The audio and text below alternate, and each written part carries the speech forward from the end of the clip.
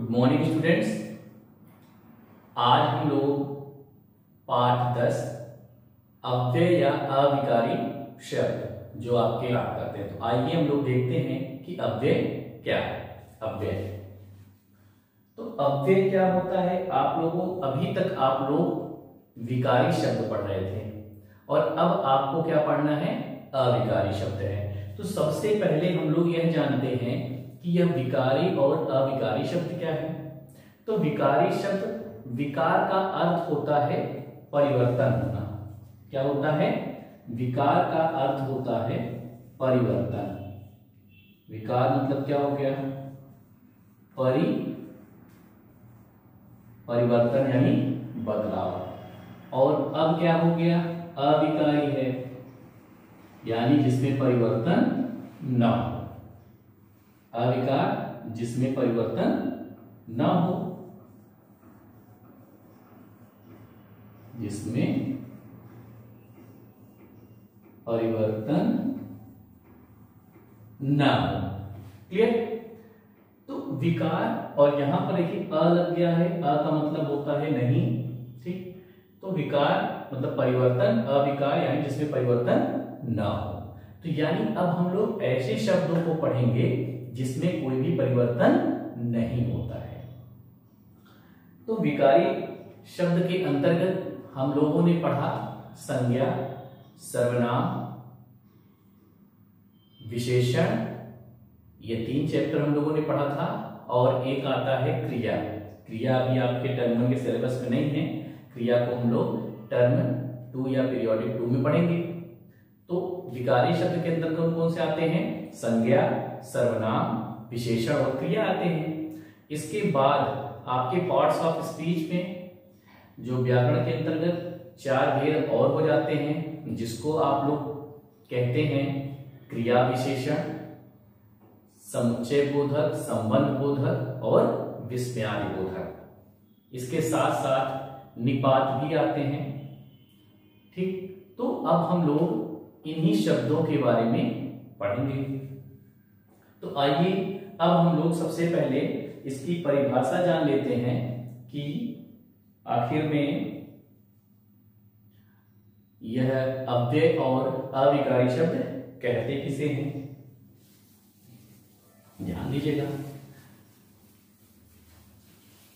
अव्यय या अविकारी शब्द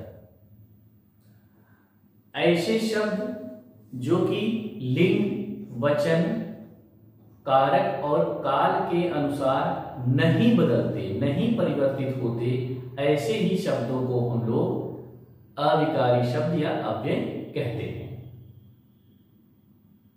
इसके अंतर्गत क्रिया विशेषण, संबंध बोधक, समुच्चय बोधक और विस्मयादि बोधक आते हैं। इसके साथ साथ निपात भी है।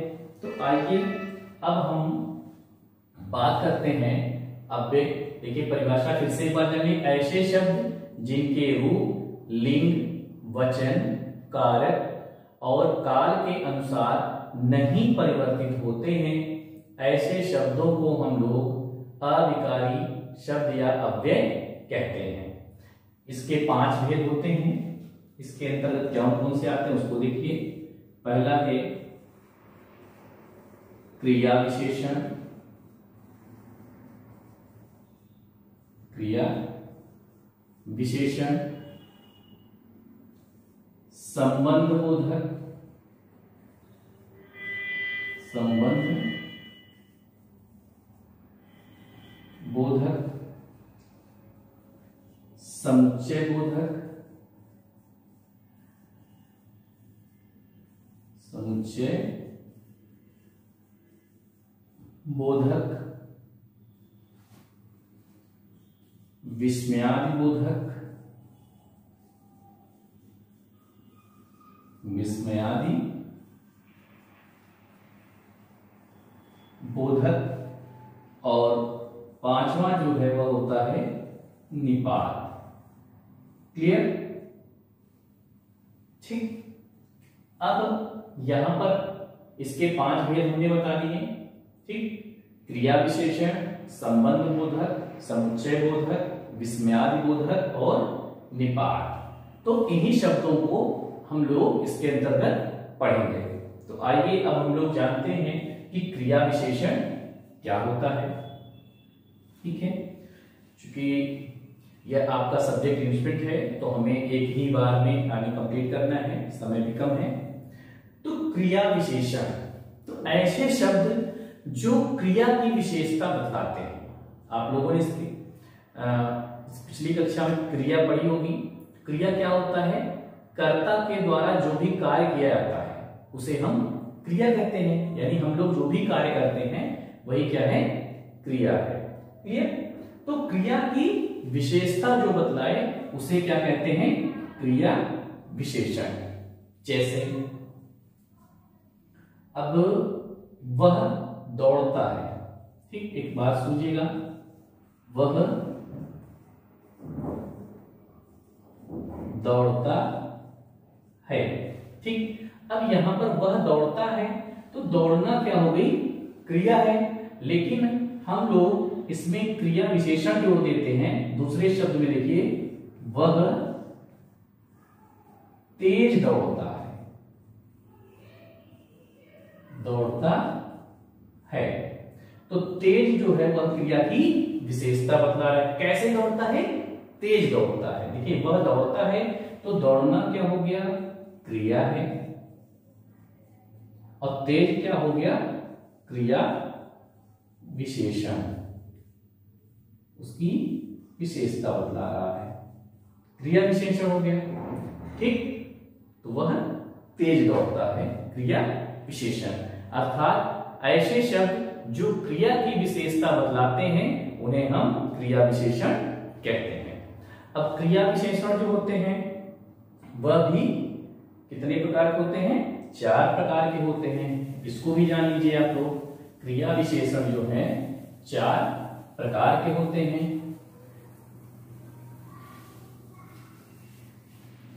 पहला है रीतिवाचक क्रिया विशेषण।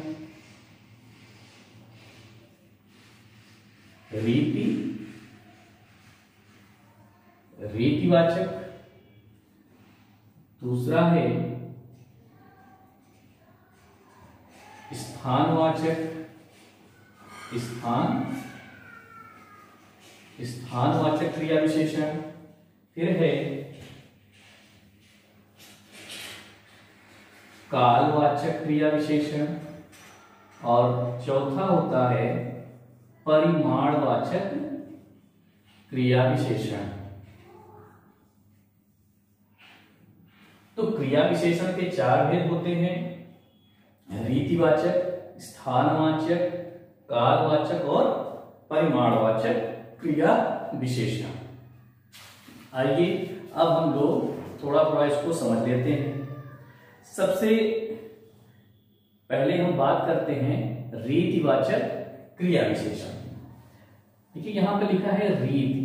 रीति क्या मतलब होता है? परंपरा या उसका तरीका, तौर तरीका, उसे हम कहते हैं रीति।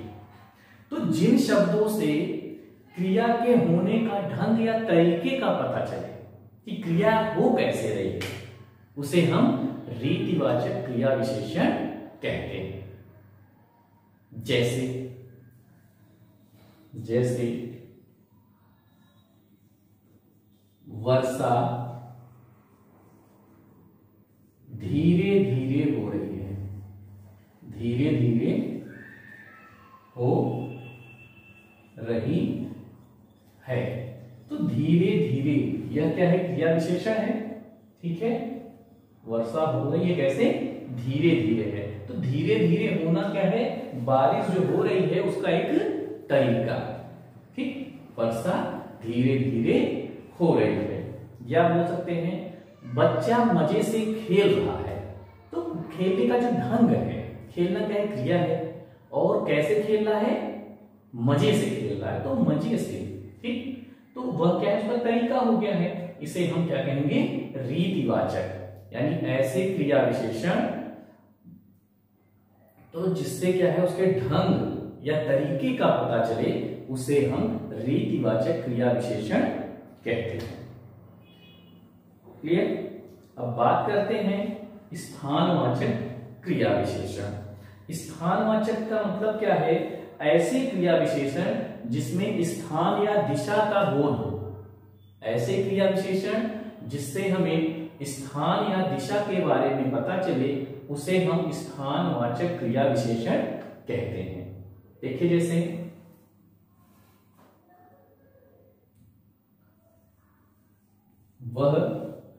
वह जो है क्या है? भीतर पढ़ रहा है। वह घर के भीतर बोल सकते हैं आप लोग, घर के भीतर पढ़ रहा है। कहां पढ़ रहा है? घर के भीतर पढ़ रहा है, के भीतर। ठीक है, तो यहां पर क्या है?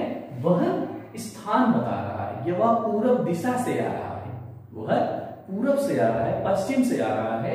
यह सब क्या हो जाएंगे? दिशा और स्थान के बारे में जो बोध कराए, ऐसे क्रिया विशेषण को हम लोग स्थानवाचक क्रिया विशेषण कहते हैं। आइए अब हम जानते हैं कि कालवाचक क्रिया विशेषण क्या है।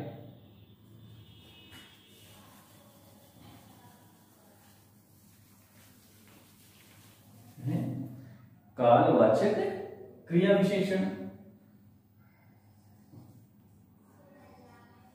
काल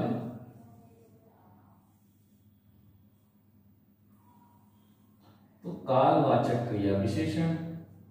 तो काल का मतलब होता है समय। आप लोगों को पता है, आपने पिछली कक्षाओं में काल भी पढ़ा होगा। तो कालवाचक क्रिया विशेषण, तो जिस क्रिया विशेषण से समय संबंधित क्रिया होने का बोध हो उसे हम कालवाचक क्रिया विशेषण कहते हैं। यानी ऐसे जिन शब्दों से क्रिया में क्या हो, उसके समय का पता चले, समय के हिसाब से हो, ठीक है, होने के संबंधित हो, समय से संबंधित होने की क्रिया की विशेषता अगर बतलाई जा रही है तो ऐसे शब्दों को हम लोग कालवाचक क्रिया विशेषण कहते हैं। जैसे अगर हम बात करते हैं, वह हमेशा विचारों में खोया रहता है। शीला दिन भर खेलती है। यहां पर देखिए क्या है? शीला दिन भर खेलती है। दिन भर खेलती है, खेलती है, कैसे भर? दिन भर खेलती है। तो यहां पर आप लोग देख रहे हैं कि शीला दिन भर खेलती है, तो क्या है? काल का समय पता चल रहा है, यानी समय के बारे में बतला रहा है। कब? दिन भर, समय से संबंधित है। तो समय से संबंधित जो क्रिया विशेषण होती है उसे हम कालवाचक क्रिया विशेषण कहते हैं। आइए अब देखते हैं कि परिमाणवाचक क्रिया विशेषण क्या है? परिमाण वाचक क्रिया विशेषण। तो परिमाण का मतलब होता है माप, तौल। ठीक, तो जिन शब्दों के क्रिया की मात्रा का पता चल रहा है, माप तौल की जानकारी मिलती है, उन्हें हम परिमाणवाचक क्रिया विशेषण कहते हैं। जिन शब्दों से क्रिया के माप, तौल, वजन, इस तरह की जानकारी हमें प्राप्त होती है तो उसे हम परिमाणवाचक क्रिया विशेषण कहते हैं। जैसे अधिक मत सोचो, अधिक मत सोचो। तो यहां पर ही अधिक मत सोचो, ठीक। या बात करते हैं, वह बहुत ज्यादा खाता है, वह ज्यादा खाता है, वह कम खाता है। इस तरह से जो भी परिमाण की बात अगर आती है, माप तौल की बात आती है, तो उसे हम परिमाणवाचक क्रिया विशेषण कहते हैं। प्यारे बच्चों, या तो हम लोगों ने क्रिया विशेषण के अंतर्गत पढ़ा रीतिवाचक क्रिया विशेषण, स्थानवाचक क्रिया विशेषण, कालवाचक क्रिया विशेषण और परिमाणवाचक क्रिया विशेषण। फिर से एक बात ध्यान से समझिएगा, रीतिवाचक क्या है? जिसमें उसके तरीके का, ढंग का पता चले, उसे हम रीतिवाचक कहेंगे। स्थानवाचक में स्थान या दिशा के बारे में बोध होता है। कालवाचक में समय से संबंधित जो क्रिया की विशेषता बताता है उसे हम कालवाचक क्रिया विशेषण कहते हैं। परिमाणवाचक में क्या है? माप तौल या मात्रा के बारे में जिससे पता चल रहा है, ऐसे क्रिया विशेषण को हम परिमाणवाचक क्रिया विशेषण कहते हैं। तो आइए अब हम लोग संबंध बोधक जो अब विकारी शब्द का दूसरा भेद है उसके बारे में समझते हैं। शब्द जो संज्ञा या सर्वनाम का संबंध वाक्य में आए हुए किसी अन्य संज्ञा या सर्वनाम के साथ बताते हैं, उन्हें हम संबंध बोधक अव्यय कहते हैं। क्लियर? जैसे के भीतर,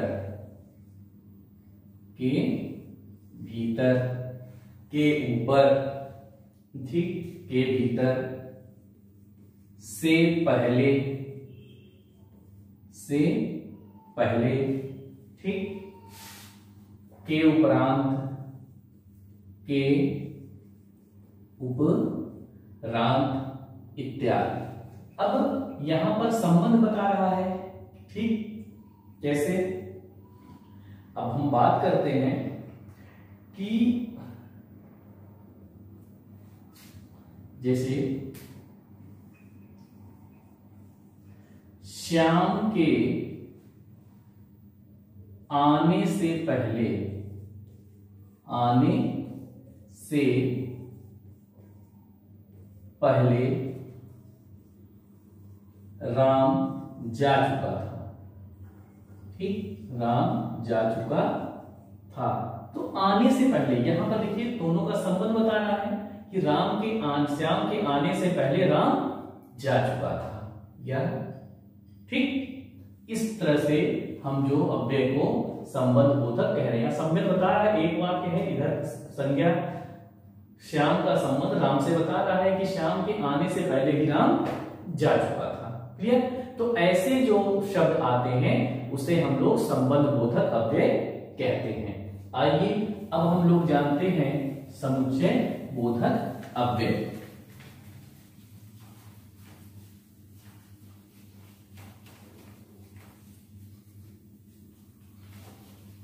क्या है? समुच्चय बोधक अव्यय।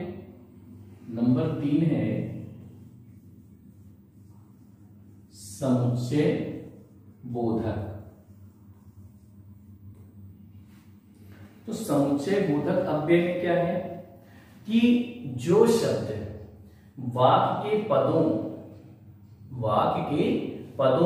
उपवाक्यों या वाक्यों को जोड़ते हैं, समुच्चय मतलब जोड़ना, जिसे आप लोग ये बोलते हैं कंजंक्शन बोलते हैं। क्या बोलते हैं? कंजंक्शन बोलते हैं। वही क्या है? समुच्चय बोधक, ठीक। और जिसे आप लोग प्रीपोजिशन बोलते हैं उसे कहते हैं संबंध बोधक अव्यय, ठीक। तो जो शब्द क्या है वाक्य के पदों, वाक्यों या उपवाक्यों को जोड़ते हैं, यानी जोड़ने का जो कार्य कर रहा है उसे ही हम समुच्चय बोधक अव्यय कहते हैं। जैसे अगर हम बात करते हैं कि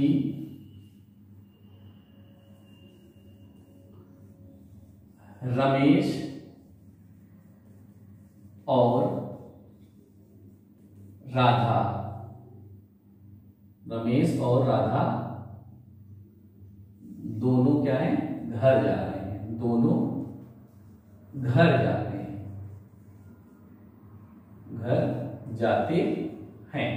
यहां और, ठीक, रमेश और राधा।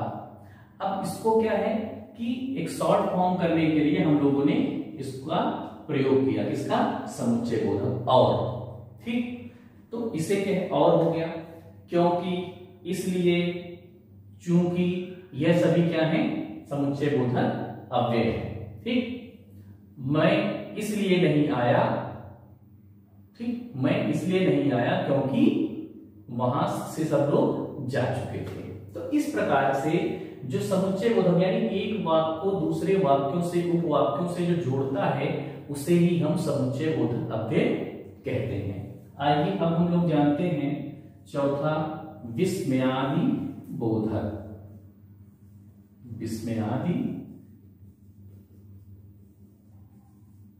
बोधक, तो विस्मय सूचक, ठीक है।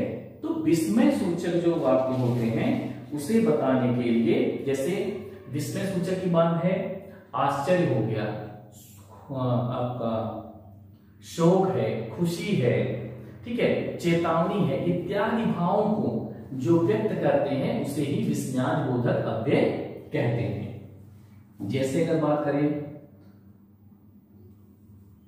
हे, अरे, वाह, ठीक है, वाह, हुर्रा, ठीक, या तो इसे क्या कहेंगे, विस्मयादिबोधक अव्यय कहते हैं। ठीक है, अरे वाह, ठीक, हे राम। तो इस तरह से आप लोग जो भी शोक में, खुशी में, चेतावनी के लिए, ठीक है, तो यहां आश्चर्य में विस्मय यानी आश्चर्य, तो ऐसे समय को, तो इन शब्दों को हम लोग क्या कहते हैं, विस्मयादिबोधक अव्यय कहते हैं। ठीक, यह कहां प्रकट करते हैं, शोक में, खुशी में, आश्चर्य में, ठीक, ऐसे शब्दों को हम लोग क्या कहते हैं, विस्मयादिबोधक अव्यय कहते हैं। अब हम बात करते हैं पांचवा जो भेद है इसका, निपात। अब निपात क्या होता है कि वाक्य में आए हुए पद को विशेष बल देने के लिए, जो विशेष बल देने के लिए, जोर देने के लिए हम वाक्य में विशेष बल देने के लिए जिन शब्दों का प्रयोग करते हैं उसे हम निपात कहते हैं। जैसे यह कार्य मैंने ही किया है, जैसे यह कार्य मैंने ही किया है, तो यहां पर ही शब्द क्या है, वह निपात है। ठीक, क्या है, निपात है। जैसे यह कार्य मैंने ही किया है, मैंने ही किया है, ठीक, यह तो यहां पर क्या है, देखिए दो तरह के वाक्य हैं। एक हम बोल सकते हैं यह कार्य मैंने किया है, तो बहुत ज्यादा खास नहीं है, विशेष जोड़ नहीं, लेकिन अपने ही बात को जोड़ देने के लिए हमने क्या हुआ, निपात का प्रयोग किया। निपात क्या है, ही, यह कार्य मैंने ही किया है। क्लियर, मैंने एक बार उसे देखा भर था, तुम कल पार्टी में आओगे न, तो न भी क्या है, निपात है। ठीक है, राहुल भी पिकनिक गया था, राहुल भी, तो भी, केवल, भर, न, तक, यह सब क्या है, निपात शब्द हैं। तो प्यारे बच्चों, आज हम लोगों ने अव्यय या अविकारी शब्द के अंतर्गत अव्यय के भेद जो कि 5 हैं, कौन कौन से, पहला है क्रिया विशेषण, दूसरा है संबंध बोधक, फिर समुच्चय बोधक, विस्मयादिबोधक और निपात के बारे में जानकारी प्राप्त की। तो आप लोग इस पाठ से संबंधित जो भी अभ्यास कार्य हैं उसे आप लोग अपनी बुक में कंप्लीट करोगे। तब तक के लिए